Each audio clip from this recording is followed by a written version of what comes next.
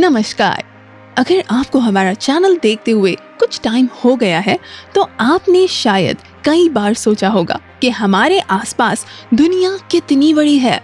अरबों आकाशगंगाओं और खरबों तारों के बीच हमारी बेचारी पृथ्वी सिर्फ रेत का एक दाना लगती है। लेकिन हमें दिखने वाला ब्रह्मांड असल में है कितना बड़ा। जैसे कि हम सभी जानते हैं कि आइंस्टाइन ने कहा था, समय और स्थान एक साथ जुड़े हुए हैं। अंतरिक्ष में दूरी प्रकाश वर्षों में नापी जाती है, यानी समय में ये बिंदु A से बिंदु B तक जाने में एक फोटोन कितना समय लेगा। ब्रह्मांड का अस्तित्व लगभग 13.8 अरब वर्षों से है। इतना ही समय लगेगा प्रकाश को ब्रह्मांड के सबसे दूर स्थित ऑब्जेक्ट से पृथ्वी तक पहुंचने में। ये भी एक यात्रा है। हालांकि हमें ये नहीं भूलना चाहिए कि ब्रह्मांड फैल रहा है। आकाशगंगाएं जो एक दूसरे के गुरुत्वाकर्षण शक्ति से नहीं बंधी हैं, के बीच दूरी बढ़ रही है। इसका ये मतलब है कि वो ऑब्जेक्ट जिनका प्रकाश समय की शुरुआत में निकलकर हम तक आज पहुंचा है, वो आज हमसे और भी दूर हैं। इस प्रकार हमें दिखाई देने वाला ब्रह्मांड लगभग 93 अरब प्रकाश वर्ष व्यास का एक गोला है, जिसके बीच में सौर मंडल है। एक बार फिर 93 अरब प्रकाश वर्ष। क्या हुआ? अभी से एग्जिस्टेंशियल क्राइसिस महसूस हो रहा है। अफसोस की बात यह है कि मानव अभी तक नजदीकी पड़ोसी स्टार तक पहुंचने में भी कामयाब नहीं हुआ है। हम रैप ड्राइव का सिर्फ सपना ही देख सकते हैं, लेकिन ये हमारा चैनल है। अगर हम आपको अभी मौका दें अंतरिक्ष में सबसे दूर वाले ऑब्जेक्ट तक जाने का, तो आप क्या कहेंगे? पृथ्वी से हजारों प्रकाश वर्ष दूर किसी ग्रह पर घूमने के लिए, उसके नजदीकी तारे निहारने के लिए, जिसे वैज्ञानिक दूरबीन की मदद से भी मुश्किल से देख पाते हैं, या किसी आकाशगंगा का दौरा करने के लिए जिसकी उम्र हमारी पृथ्वी के जितनी ही हो। क्या आप तैयार हैं?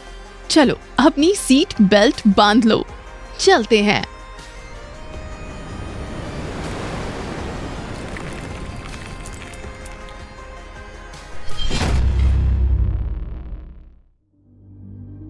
एक्सोप्लैनेट्स। आज की तारीख में एस्ट्रोनॉमर्स को लगभग 4000 एक्सोप्लैनेट्स के बारे में पता है।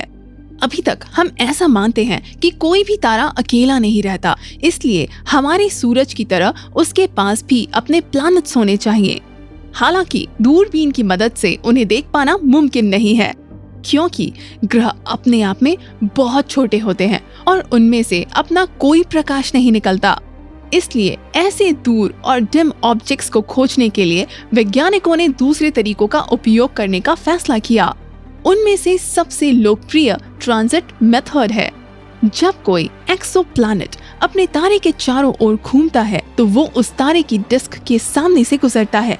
तब उस तारे का पृथ्वी तक पहुंचने वाला प्रकाश कम हो जाता है। इस तरह से तारे के चारों ओर ग्रहों की गिनती, उनके मास और ऑर्बिट का अनुमान लगाया जा सकता है। ये ट्रांजिट मेथड ही था जिसकी वजह से स्वीप्स 11 और स्वीप्स 4 को खोजना संभव हुआ, जो अभी तक पता लगने वाले एक्सोप्लैनेट्स में से सबसे दूर है। दोनों धनु नक्षत्र में स्थित हैं। मिल्की वे के केंद्र में हमसे लगभग 27,000 प्रकाश वर्ष से भी ज्यादा दूर है। ये आकाश का एक विशेष क्षेत्र है। सच तो ये है कि आमतौर पर आकाशगंगाओं के केंद्र में स्थित किसी भी तारे को देखना बहुत मुश्किल होता है, क्योंकि वो क्षेत्र से बहुत ज्यादा चमकदार होता है। लेकिन स्वीप्स 11 और स्वीप्स 4 एक दुर्लभ पारदर्शी क्षेत्र है, जिसे हम धनु कहते हैं। दोनों एक्सोप्लैनेट अपने सितारों के बहुत करीब है। दोनों गैस दिग्गज हैं। ये उन्हें गर्म जुपिटर के रूप में वर्गीकृत करने की अनुमति देता है। दुर्भाग्य से हम अच्छी तरह नहीं जानते कि वे कैसे दिखते हैं, लेकिन नासा के सहयोगी कलाकारों के लिए ऐसे प्लैनेट्स के विचित्र चित्र बनाने के लिए थोड़ी सी जानकारी भी काफी है। स्टार इकारस अंतरिक्ष के सभी सितारों में एक ऐसा है जिसे सबसे दूर कहा जाता है। ये इकारस नाम का एक नीला सुपर जायंट है। ये सितारा तब जलना शुरू हुआ था जब ब्रह्मांड की उम्र ज्यादा नहीं थी, मात्र 4 अरब साल। उसकी रोशनी 9 करोड़ साल की यात्रा करके हम तक पहुंची है। अपने विशाल आकार और सूरज के मुकाबले लाखों गुना चमकदार होने के बावजूद भी ये हमें दिखाई नहीं पड़ता अगर उसके अनुकूल परिस्थिति ना बनी हो तो। वैज्ञानिक ग्रेविटेशनल लेंसिंग की मदद से इस सितारे को देखने में कामयाब हुए। ये आइंस्टाइन को याद करने का सही समय है। आइंस्टाइन की थ्योरी ऑफ जनरल रिलेटिविटी के अनुसार गुरुत्वाकर्षण शक्ति के प्रभाव में स्पेस टाइम विकृत हो जाते हैं। ऐसे ऑब्जेक्ट्स के पास प्रकाश का मार्ग भी बदल जाता है। इस वजह से कभी कभी बड़े ऑब्जेक्ट्स एक विशाल कॉस्मिक लेंस की तरह काम करते हैं, जिसके कारण हम उनके पीछे छुपे छोटे ऑब्जेक्ट्स को देख सकते हैं। ऐसा ही स्टार इकारस के साथ हुआ था। ये तो सौभाग्य की बात है कि पृथ्वी और इस तारे के बीच एक बड़ा आकाश गंगाओं का समूह था, जिसने एक कॉस्मिक लेंस की भूमिका निभाई और हबल दूरबीन शेरलॉक होम्स की भूमिका में दिखाई दिया। क्वाज़ार यूलिस J1342+0928। अब आगे बढ़ने का वक्त है। पृथ्वी से 29 अरब प्रकाश वर्ष दूर हमारा लक्ष्य ग्वाला तारामंडल है। वहाँ अंतरिक्ष की गहराई में एक असली दानव छुपा हुआ है। ब्रह्मांड के दिखाई देने वाले क्षेत्र में सबसे दूर स्थित क्वाज़ार है। आपको थोड़ा याद दिला दें, क्वाज़ार बहुत ही एक्टिव आकाशगंगा के केंद्र में होता है। लगभग हर आकाशगंगा के केंद्र में एक सुपर मैसिव ब्लैक होल होता है। जब ये तारों को फोड़ता है जो इसके बहुत करीब आ जाते हैं तो भारी मात्रा में रेडिएशंस निकलती हैं। यही क्वाज़ार्स के लिए ट्रिगर का काम करती है। तो हमारे सबसे दूर वाले क्वाज़ार ने एक और रिकॉर्ड बनाया है। ये सबसे दूर और सबसे पुराने सुपर मैसिव ब्लैक होल से जुड़ा है। इसका द्रव्यमान सूर्य के द्रव्यमान से 800 मिलियन गुना ज्यादा है। वो तब पैदा हुआ था जब ब्रह्मांड की उम्र वर्तमान उम्र की केवल 5% थी और इसके बारे में मिली जानकारी ने एस्ट्रोनॉमर्स के सारे बड़े हिसाब बिगाड़ दिए। सच्चाई ये है कि इसके आयाम वैज्ञानिकों की उम्मीद के मुकाबले बहुत ज्यादा हैं। लगता है अब एस्ट्रोनॉमर्स को ब्लैक होल्स के बनने की जानकारी के बारे में और गंभीरता से सोचना पड़ेगा। इसके लिए ऐसे ही और भी पुराने क्वाज़ार्स को ढूंढने की जरूरत है जो ब्रह्मांड में बहुत ही रेयर है।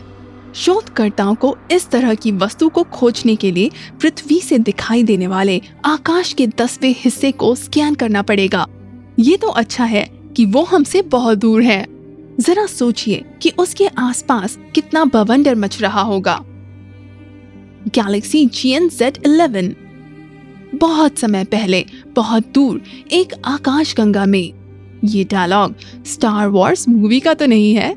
जिस आकाशगंगा के बारे में हम बात करेंगे वो इतनी पुरानी और दूर है कि जॉर्ज लूकास ने भी कभी सपने में भी नहीं सोचा होगा। तो मिलिए GNZ11 से।